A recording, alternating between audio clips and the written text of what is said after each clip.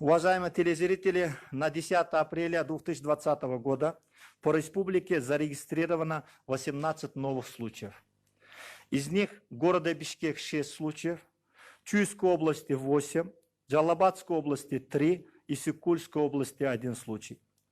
Всего в Кыргызстане подтвержденных случаев зарегистрировано 298.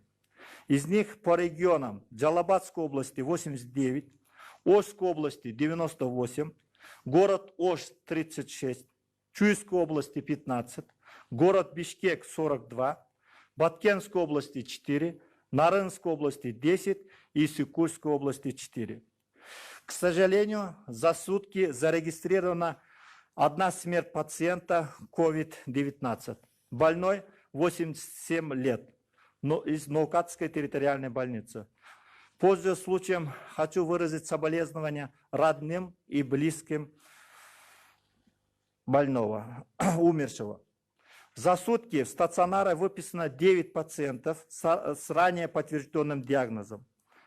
Медицинских работников за сутки подтверждено 5 случаев. И всего медицинских работников получается 39 случаев. Из зарегистрированных положительных случаев 154 женщины, 144 мужчины. Среди новых случаев 7 женщин и 11 мужчин. Если взять по возрасту, дети в возрасте до 15 лет составило 34. В том числе, я подчеркиваю, в том числе до 1 года 2 случая. От 16 до 19 11 случаев. От 20 до 35 лет 75 случаев.